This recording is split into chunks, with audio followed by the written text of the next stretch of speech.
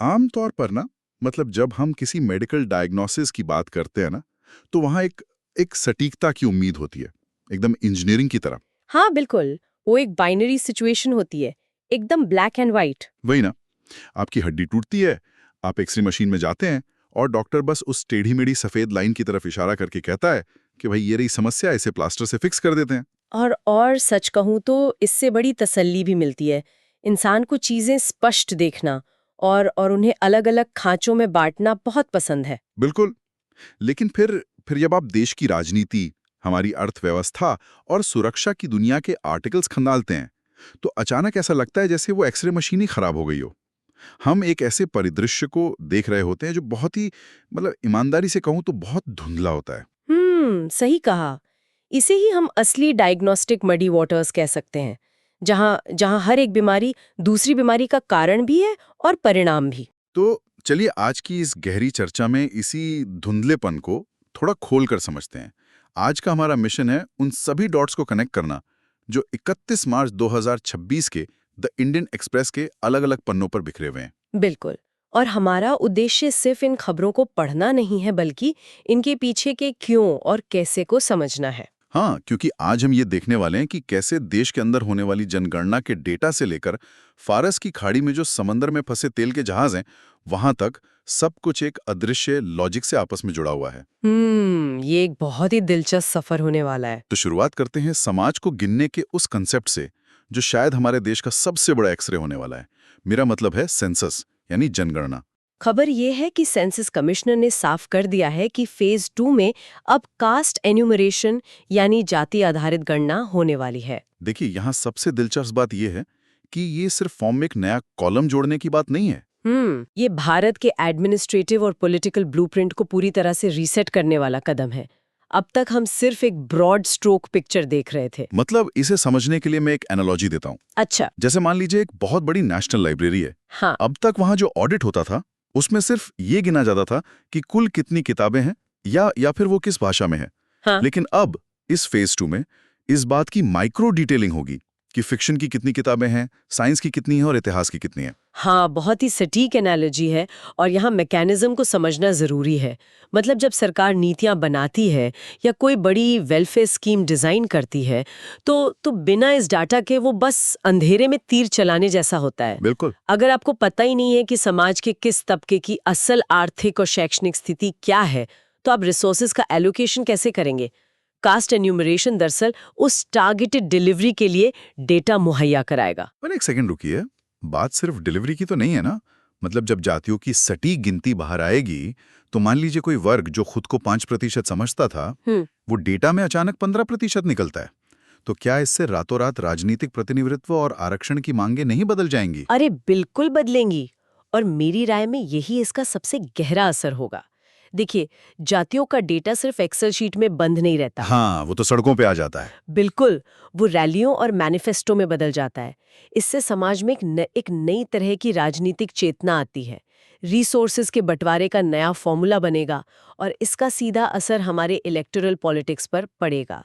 ये शासन को बेहतर बनाने का टूल भी है।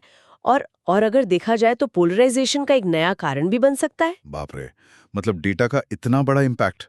और जब हम इसी शासन, डेमोग्राफिक्स और राजनीतिक प्रतिनिधित्व की बात करते हैं ना, तो इसका एक और रूप हमें जम्मू कश्मीर से आ रही एक खबर में दिखता है। हाँ, वो नई डिवीजन वाला मुद्दा। जी। वहाँ पीर पंजाल और चिनाब वैली को नए डिवीजन बनाने के लिए एक बिल लाया जा रहा है। ये एक बहुत ही क्लासिक उदाहरण है जहां एडमिनिस्ट्रेटिव एफिशिएंसी और और जो पॉलिटिकल नैरेटिव है, हाँ। वो आपस में टकराते हैं। वो कैसे? अगर आप जम्मू कश्मीर का भूगोल देखें, हाँ। तो पीर पंजाल और चिनाब वैली दोनों ही इलाके पहाड़ों से काफी कटे हुए हैं। हाँ। वहां से जो मौजूदा डिवीजन हेडक्वार्टर्स हैं, वहां तक पहुंचना आम इंसान के लिए बहुत मुश्किल होता है। हाँ। तो प्रशासन का तर्क एकदम सीधा है कि भाई गवर्नेंस को लोगों के करीब ले जाना है। सुनने में तो ये एकदम सही लगता है। हाँ, लेकिन जो आलोचक हैं वो इसे अलग चश्मे से देख रहे हैं। उनका तर्क क्या है? उनका तर्क है कि ये डेमोग्राफिक स्लाइसिंग है। मतलब चुनाव के हिसाब से इलाकों को काटना? हाँ, विपक्षी दलों का मानना है कि इन इलाकों की जनसांख्यिकी को इस तरह से अलग करना दरअसल भविष्य के चुनाव क्षेत्रों को अपने पक्ष में मोड़ने की एक रणनीति हो सकती है। तो मतलब यहाँ भी भूगोल और राजनीति का खेल चल रहा है? क्या है ये इस बात पर निर्भर करता है कि आप किस पहलू को ज्यादा तरजीह देते हैं। लेकिन ये तय है कि इस तरह के एडमिनिस्ट्रेटिव बदलाव वहाँ के लोकल पावर डायनामिक्स को हमेशा के लिए बदल देंगे। सही कहा। अब देखिए, जब जनगणना से नया जातियों का डेटा आएगा या कश्मीर जैसे संवेदनशील इलाकों में नए डिविजन्स बनेंगे, तो ऑब्वियस सी बात है कि इस पर अलग अलग नैरेटिव बनेंगे। हाँ, लोग सोशल मीडिया पर बात करेंगे। बिल्कुल, लोग यूट्यूब पर, इंस्टाग्राम पर अपनी राय रखेंगे और यहीं से हमारा अगला पॉइंट जुड़ता है। खबर है कि केंद्र सरकार अब इंडिपेंडेंट न्यूज क्रिएटर्स और जो यूट्यूबर्स हैं उन पर नजर रख रही है और उनके कंटेंट पर कड़े नियंत्रण की तैयारी है। मैं बता रही हूँ, ये आज के डिजिटल युग का सबसे बड़ा नीतिगत सिरदर्द बन चुका है। पर यहाँ मेरी एक उलझन है। मतलब जब हम लोकतंत्र में इंफॉर्मेशन के फ्लो की बात करते हैं तो उसका कोल आइडिया तो यही है ना कि आजादी होनी चाहिए। हाँ, सैद्धांतिक तौर पर तो यही है। तो सरकार अगर इन इंडिपेंडेंट आवाजों को रेगुलेट करेगी तो क्या ये सीधा सीधा नैरेटिव कंट्रोल नहीं है? मतलब जो खबरों की विविधता हमें मेनस्ट्रीम टीवी पर नहीं मिलती, वो तो इंटरनेट से भी खत्म हो जाएगी। मैं समझ सकती हूँ, आपकी चिंता एकदम वाजिब है। लेकिन इसके मैकेनिज्म की दूसरे साइड को भी देखिए। दूसरा साइड? हाँ, आज एल्गोरिदम्स कैसे काम करते हैं। वो उस कंटेंट को पुश करते हैं जो सबसे ज्यादा सेंसेशनल हो, बिना किसी एडिटोरियल चेक या फैक्ट चेकिंग के। कोई भी इंडिपेंडेंट क्रिएटर रातों रात लाखों लोगों तक एक फेक न्यूज या अफवाह फैला सकता है। हाँ, ये तो है। वायरल होने की होड़ लगी रहती है। बिल्कुल, और जब समाज पहले से ही किसी मुद्दे पर पोलराइज्ड हो, चाहे वो कास्ट डेटा हो या कश्मीर, तो एक गलत वीडियो रातों रात लॉ एंड ऑर्डर का क्राइसिस खड़ा कर सकता है। अच्छा, मतलब सरकार का तर्क ये है कि वो फ्री स्पीच को नहीं बल्कि उस एल्गोरिदम की स्पीड और उसके इम्पैक्ट को रेगुलेट करना चाह रही है। न्यूज ब्रॉडकास्टर की तरह बर्ताव कर रहे हैं तो आप पर नियम भी वैसे ही लागू होने चाहिए। लेकिन जो सवाल आपने उठाया वही इस पॉलिसी का सबसे बड़ा लिटमस टेस्ट होगा। फेक न्यूज को रोकने के लिए बनाए गए नियम कहीं असहमति की आवाजों को दबाने का टूल ना बन जाए। ये जो संतुलन है ना, इसे साधना बहुत ही मुश्किल काम है। बिल्कुल। खैर, नैरेटिव और इन्फॉर्मेशन पर कंट्रोल की इस जद्दोजहद से निकलकर अब हम थोड़ा ग्राउंड जीरो पे चलते हैं, जहां कंट्रोल का मतलब सिर्फ डेटा नहीं बल्कि भौगोलिक इलाका है, हमारी इंटरनल सिक्योरिटी।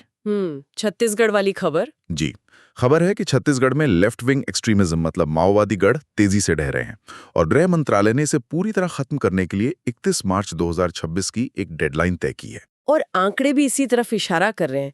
मतलब एनकाउंटर्स बढ़े हैं, बड़े पैमाने पर माओवादियों की सरेंडर हो रहे हैं और सिक्योरिटी फोर्सेस उन कोर इलाकों में घुस चुकी हैं जहां पहले उनका जाना नामुमकिन माना जाता था। रुकिए, एक बात बताइए। ये एनकाउंटर्स वाली बात समझ में आती है, ऑपरेशंस तेज हुए हैं, ठीक है। लेकिन किसी विचारधारा या दशकों पुरानी इंसर्जेंसी को हराने के लिए आप कैलेंडर पर 31 मार्च की एक डेडलाइन कैसे लगा सकते हैं?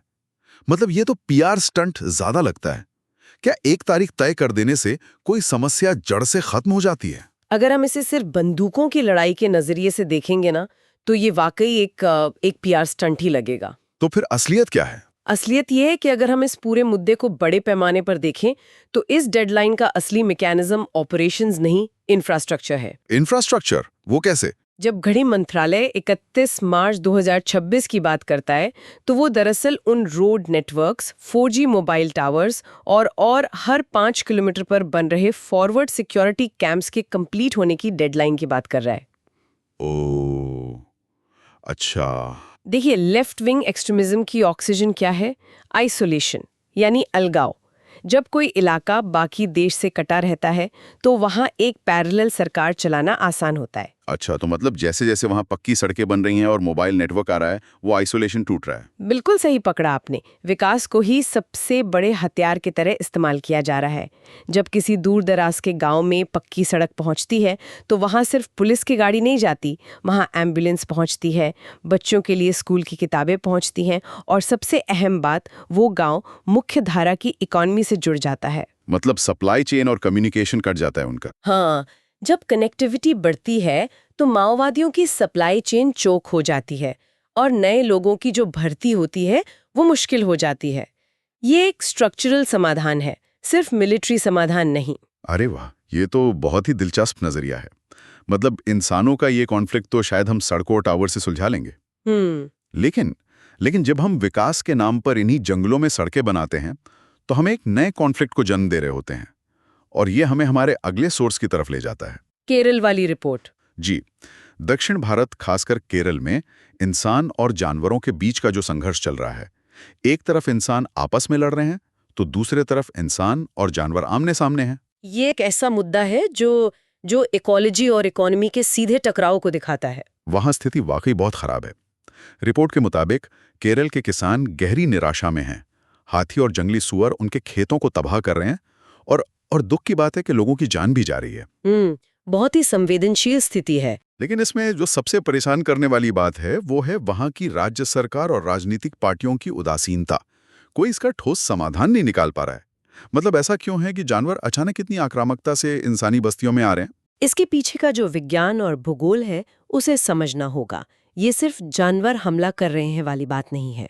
दरअसल सदियों से जानवरों के, खासकर हाथियों के, अपने फिक्स्ड माइग्रेटरी कॉरिडोर्स होते हैं। उनका रास्ता। हाँ, अब हुआ ये है कि बढ़ती आबादी और जो कमर्शियल प्लांटेशंस हैं, जैसे रबर या चाय के बागान, उन्होंने इन कॉरिडोर्स को बीच से काट दिया है। यानी जो उनका पुश्तैनी रास्ता था उस पे हमने कब्जा कर लिया है। बिल्कुल, उनका हैबिटेट सिकुड़ रहा है। और दूसरी तरफ जंगली सुअरों के मामले में एक अलग ही मैकेनिज्म काम कर रहा है। सुअरों के साथ क्या हुआ? जंगलों में उनके जो नेचुरल प्रेडेटर्स थे, जैसे बाघ या तेंदुए, वो कम हो रहे हैं, जिससे सुअरों की आबादी बहुत तेजी से बढ़ रही है। अब जाहिर सी बात है, जब जंगल में आबादी बढ़ेगी और खाना कम पड़ेगा तो वो बाहर खेतों में ही आएंगे। और बेचारे किसानों के लिए ये दोहरी मार है। एक तरफ साल भर की फसल बर्बाद हो रही है और दूसरी तरफ वाइल्ड लाइफ प्रोटेक्शन कानूनों के चलते वो इन जानवरों को मार भी नहीं सकते। यही वो पॉलिसी पैराडॉक्स है जिसमें सरकारें फंसी हुई हैं। आप वाइल्ड लाइफ प्रोटेक्शन एक्ट के तहत जानवरों को बचाते हैं, जो कि हमारे पर्यावरण के लिए बहुत जरूरी है। लेकिन जो किसान उस बफर जोन में रह रहा है, उसकी आजीविका का क्या? जब तक हम फॉरेस्ट कवर को साइंटिफिक तरीके से रिस्टोर नहीं करेंगे या फिर किसानों को तुरंत और उचित मुआवजा देने का कोई फास्ट ट्रैक मैकेनिज्म नहीं बनाएंगे, ये संघर्ष टलने वाला नहीं है। सही बात है। और जानवरों के हैबिटेट के बर्बाद होने के पीछे एक बहुत बड़ा स्ट्रक्चरल कारण क्लाइमेट चेंज भी तो है। बिल्कुल है। जंगल सूख रहे हैं, मौसम का पूरा पैटर्न बदल रहा है। लेकिन यहाँ सबसे बड़ा ट्विस्ट ये है, और ये आर्टिकल पढ़कर मेरा तो दिमाग ही घूम गया। वो मेजरमेंट वाली रिपोर्ट। हाँ, रिपोर्ट कहती है कि इस क्लाइमेट चेंज को मापने के लिए हम दुनिया भर में जो पैमाना इस्तेमाल कर रहे हैं, शायद वो ही बुनियादी तौर पर गलत है। मतलब हम गलत डेटा पढ़ रहे हैं। मैं बता दूं, ये हाल ही की सबसे चौंकाने वाली साइंटिफिक स्टडीज में से एक है। ये एक बहुत ही महत्वपूर्ण सवाल खड़ा करती है। चलिए इसे थोड़ा डिकोड करते हैं। अब तक पूरी दुनिया ग्लोबल वार्मिंग को GWP 100 यानी ग्लोबल वार्मिंग पोटेंशियल के पैमाने पर मापती आई है। लेकिन अब वैज्ञानिकों का एक वर्ग कह रहा है कि हमें RFA यानी रेडिएटिव फोर्सिंग का इस्तेमाल करना चाहिए। इस तकनीकी अंतर को समझना बहुत बहुत जरूरी है, क्योंकि इसी डेटा पर दुनिया भर की $1 ट्रिलियन की क्लाइमेट पॉलिसीज बनती हैं। अगर हमारे मेट्रिक्स ही गलत है तो नीतियां कैसे सफल होंगी? मैंने इस आर्टिकल को ऐसे समझा है, मान लीजिए मुझे बहुत तेज बुखार है, मैं कांप रहा हूं। अच्छा। लेकिन मैंने थर्मोमीटर अपनी जीभ में लगाने के बजाय अपने बालों में फंसा रखा है। अब थर्मोमीटर कह रहा है कि तापमान एकदम नॉर्मल है और मैं सोच रहा हूं कि मैं तो एकदम स्वस्थ हूं। क्या GWP 100 भी ऐसा ही गलत थर्मोमीटर है? अरे वाह, बहुत ही उम्दा एनोलॉजी है ये। दरअसल GWP 100 ये मापता है कि कोई गैस अगले 100 सालों में औसतन कितनी गर्मी पैदा करेगी। तो इसमें दिक्कत क्या है? कार्बन डाइऑक्साइड जैसी गैस के लिए तो ये ठीक है, क्योंकि वो सदियों तक हमारे वातावरण में रहती है। लेकिन मीथेन जैसी गैस के मामले में ये पैमाना पूरी तरह फेल हो जाता है। मीथेन के साथ क्या समस्या है? वो तो काफी चर्चा में रहती है। समस्या यह है कि मीथेन वातावरण में सिर्फ 10 से 12 साल ही टिकती है। अच्छा, बस 12 साल? हाँ, लेकिन उस छोटे से समय में वो कार्बन डाइऑक्साइड के मुकाबले 80 गुना ज्यादा गर्मी ट्रैप करती है। बाप रे, 80 गुना? बिल्कुल। अब GWP 100 क्या करता है? वो मीथेन के इस खतरनाक 12 साल के इम्पैक्ट को 100 साल के लंबे पीरियड पर डिवाइड करके उसका एवरेज निकाल देता है। ओ, मतलब इससे कागजों पर मीथेन का जो इमीडिएट खतरा है वो बहुत कम दिखने लगता है। मतलब हम असल खतरे को डाइल्यूट कर रहे हैं। ये तो अपने ही पैरों पर कुल्हाड़ी मारने वाली बात है। तो फिर ये जो नया पैमाना है RFA या रेडिएटिव फोर्सिंग, ये कैसे अलग है? इसका मैकेनिज्म क्या है? RFA जो है वो 100 साल का एवरेज नहीं निकालता। RFA ये मापता है कि ठीक आज इसी पल कौन सी गैस सूरज की कितनी रेडिएशन को वापस अंतरिक्ष में जाने से रोक रही है। अच्छा, मतलब ये रियल टाइम डेटा देता है। हाँ, ये इमीडिएट ब्लैंकेट इम्पैक्ट को मापता है। अगर हम आरएफए का इस्तेमाल करें तो हमें पता चलेगा कि मीथेन इस वक्त धरती को कितनी तेजी से उबाल रही है। और अगर हमारा पैमाना ही गलत है तो इसका सीधा मतलब है कि हम जो इंटरनेशनल नीतियां बना रहे हैं वो गलत दुश्मन पर फोकस कर रही हैं। बिल्कुल सही। हम शायद कार्बन डाइऑक्साइड को कम करने में अपनी सारी ऊर्जा लगा रहे हैं, जबकि तुरंत एक्शन मीथेन पर लेने की जरूरत है। हाँ, और देखिए जब मापने के पैमाने गलत होते हैं ना, तो उसके नतीजे कितने गंभीर हो सकते हैं, ये हम अपने अर्थव्यवस्था के मेजरमेंट में भी देख सकते हैं। सही हाँ। तो इकोलॉजी के बाद अब इकोनॉमी के मेजरमेंट की ही बात कर लेते हैं। कुछ अहम डेटा पॉइंट सामने आए हैं अभी। फरवरी के आंकड़े। जी, फरवरी में हमारा IIP यानी इंडेक्स ऑफ इंडस्ट्रियल प्रोडक्शन 5.2% पर स्थिर रहा है। लेकिन वहीं जो हमारा फिस्कल डेफिसिट है वो पूरे साल के टारगेट का 80.4% छू चुका है। ये अर्थव्यवस्था की एक बहुत ही मिश्रित तस्वीर पेश करता है। कैसे? IIP का 5.2% पर होना दिखाता है कि मैन्युफैक्चरिंग और माइनिंग में एक स्थिर ग्रोथ है। चलिए, ये तो अच्छी बात है। लेकिन फिस्कल डेफिसिट का 80% से ऊपर जाना थोड़ा चिंता का विषय है। इसका सीधा मतलब है कि सरकार अपनी आमदनी से कहीं ज्यादा खर्च कर रही है और इस गैप को भरने के लिए उसे बाजार से भारी उधारी लेनी पड़ रही है। और इसी आर्थिक उठापटक के बीच रिजर्व बैंक ऑफ इंडिया का एक बहुत ही दिलचस्प कदम सामने आया है। रुपए की जो गिरती कीमत है उसे थामने के लिए RBI ने फॉरेन एक्सचेंज डेरिवेटिव्स पर एक नया कैप यानी एक सीमा लगा दी है। हाँ, ये एक बहुत बड़ा डिसीजन है। अब यहाँ मुझे एक कंसेप्चुअल डाउट है। मतलब RBI के पास तो करोड़ों डॉलर का फॉरेन एक्सचेंज रिजर्व रखा है। बिल्कुल रखा है। तो जब रुपया गिरता है तो वो सीधे अपनी डॉलर बाजार में बेचकर रुपए को स्टेबल क्यों नहीं कर देते? ये नए नियम और कैप लगाने की क्या नौबत आ गई? क्या बैंकों में कोई बड़ी दिक्कत आ रही है? ये बहुत ही शानदार सवाल है। देखिए, RBI समय समय पर डॉलर बेचता भी है, लेकिन हमारे रिजर्व की आखिरकार एक लिमिट है। हम अंधाधुंध डॉलर नहीं फूंक सकते। ये कैप इसलिए लगाया गया है क्योंकि बैंकों को चिंता सता रही थी और रुपए की गिरावट सिर्फ इंपोर्ट एक्सपोर्ट के अंतर की वजह से नहीं हो रही थी। इसमें स्पेक्यूलेशन यानी सट्टेबाजी का भी बहुत बड़ा हाथ था। सट्टेबाजी करेंसी में ये कैसे होता है? हाँ, बिल्कुल। बैंक और जो बड़े वित्तीय संस्थान होते हैं वो फॉरेन एक्सचेंज डेरिवेटिव्स के जरिए ये शर्त लगाते हैं कि भविष्य में रुपए की कीमत क्या होगी। अच्छा। अब जब बाजार में अनिश्चितता होती है तो कई लोग रुपए के खिलाफ पोजीशन ले लेते हैं। मतलब वो सट्टा लगाते हैं कि रुपया गिरेगा और इसकी वजह से रुपया असल में और ज्यादा गिरने लगता है। ओह, तो RBI ने जो कैप लगाया है वो क्या कर रहा है? RBI ने जो कैप लगाया है वो दरअसल एक सर्किट ब्रेकर की तरह काम कर रहा है। वो इन संस्थाओं को बिना किसी वास्तविक बिजनेस के सिर्फ और सिर्फ सट्टेबाजी के लिए डॉलर खरीदने से रोक रहा है। मतलब RBI सिस्टम से उस पैनिक और बनावटी डिमांड को सोखने की कोशिश कर रहा है। एकदम सही। लेकिन एक बात बताइए, रुपया सिर्फ डोमेस्टिक सट्टेबाजी से तो नहीं गिरता ना? ग्लोबल मार्केट का, इंटरनेशनल इवेंट्स का इस पर सीधा असर होता है। और यही बात हमें आज के सबसे क्रिटिकल सोर्स की तरफ ले जाती है, ग्लोबल शॉक्स। घरेलू इकोनॉमी ग्लोबल मार्केट से बचकर नहीं रह सकती। जी हाँ, इंटरनेशनल रिलेशंस और सप्लाई चेन का वो हिस्सा जो हमारे डोमेस्टिक इकोनॉमी के गले की हड्डी बन गया है। खबर है कि फारस की खाड़ी यानी पर्शियन गल्फ में 10 विदेशी टैंकर फंसे हुए हैं। और ये कोई आम कार्गो नहीं है, ये भारत के लिए क्रूड ऑयल और लिक्विफाइड नेचुरल गैस लेकर आ रहे थे। मैं बता दूं, ये वो घटना है जो अभी तक हमने जितने भी डॉट्स डिस्कस किए ना उन सबको एक लाइन में जोड़ देती है। इसको थोड़ा डीकोड करते हैं। पर्शियन गल्फ दुनिया के तेल व्यापार का सबसे बड़ा चोक पॉइंट है। अगर वहां 10 जहाज फंसे हैं तो इसका मैकेनिज्म काम कैसे करता है? इसका सीधा असर हमारे यहाँ इंडिया में कैसे दिखेगा? देखिए, भारत अपनी तेल की जरूरतों का लगभग 85% इम्पोर्ट करता है। हाँ, हम काफी डिपेंडेंट हैं। अब जब पर्शियन गल्फ में 10 टैंकर अटकते हैं तो हमारे जो रिफाइनर्स हैं उनके पास जो कुछ ही दिनों का रिजर्व होता है वो तेजी से कम होने लगता है। पैनिक में ये रिफाइनर्स इंटरनेशनल स्पॉट मार्केट की तरफ भागते हैं ताकि वहां से महंगे दामों पर तुरंत तेल और गैस खरीद सकें। और स्पॉट मार्केट से वो महंगा तेल खरीदने के लिए उन्हें क्या चाहिए? डॉलर। बिल्कुल, आपने डॉट कनेक्ट कर लिया। जब अचानक देश में डॉलर की भारी डिमांड बढ़ती है तो रुपए पर बहुत ज्यादा दबाव आता है और रुपया तेजी से गिरता है। अरे बाप रे! और तभी RBI को बीच में कूदकर वो फॉरेन एक्सचेंज पर कैप लगाना पड़ता है जिसकी हम अभी बात कर रहे थे। एग्जैक्टली। आप कनेक्शन देख रहे हैं? अब इसका असर आगे देखिए। जब महंगा तेल भारत आता है तो ऑब्वियसली पेट्रोल और डीजल के दाम बढ़ेंगे। हाँ, डीजल महंगा होगा तो ट्रांसपोर्टेशन की कॉस्ट बढ़ेगी। इसका सीधा मतलब है कि खेतों से मंडी तक आने वाली सब्जी या फैक्ट्री से दुकान तक आने वाला साबुन, हर एक चीज महंगी हो जाएगी। यानी इन्फ्लेशन, महंगाई बढ़ेगी, और जब महंगाई बढ़ेगी तो फिर से आरबीआई को एक्शन लेना पड़ेगा। हाँ, तब आरबीआई को महंगाई कंट्रोल करने के लिए इंटरेस्ट रेट्स यानी ब्याज दरें बढ़ानी पड़ेंगी, और जैसे ही ब्याज दरें बढ़ेंगी, आम इंसान के होम लोन और कार लोन की ईएमआई महंगी हो जाएगी। दिमाग खराब करने वाला कनेक्शन है ये। मतलब फारस की खाड़ी के एक ज्योग्राफिकल चोक पॉइंट पर अटका हुआ एक जहाज एक ऐसा चेन रिएक्शन शुरू करता है जो सीधे मेरे बैंक अकाउंट से हर महीने कटने वाली ईएमआई तक पहुंच जाता है। यही ग्लोबल सप्लाई चेन का सबसे खौफनाक और दिलचस्प सच है।